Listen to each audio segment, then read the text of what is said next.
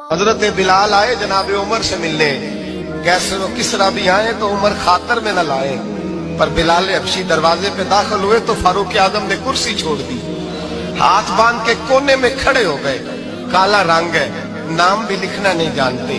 لوگ کہنے لگے عمر کون آ رہا ہے جس کے لیے تیرا اتنا استقبال ہے؟ حضرت عمر کہنے لگے چپ کر جاؤ، اس کی بات نہ کرنا، اسے آنے دو۔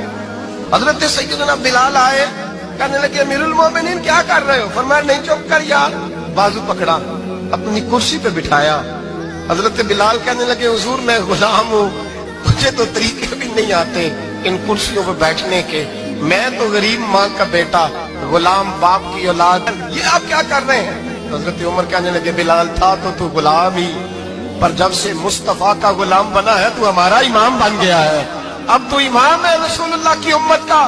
فرمایا وہ مجھے دن یاد ہے جب مکہ فتح ہوا تھا، بت ٹوٹ گئے تھے، بڑے بڑے سردار تھے، اور میرے نبی نے فرمایا بلال سے کہو کعبے کی چھت پہ چڑھ کے اذان دے، تو لوگوں نے کہا حضور یہ سارے جل گئے ہیں، کسی اور کی ڈیوٹی لگا دے۔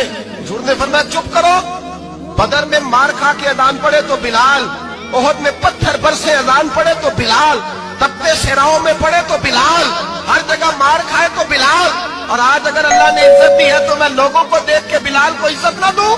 فرمایا کوئی اوپر نہیں چڑھے گا، ابو بکر بھی نیچے، عمر بھی نیچے، عثمان و علی، طلحہ اور زبیر بھی نیچے۔ آج یہ حبشی غلام کعبے کی چھت پہ چڑھے گا اور میں دنیا کو بتاؤں گا کہ اصل عزت اسی کے پاس ہوتی ہے جو رسول اللہ کا غلام ہوا کرتا۔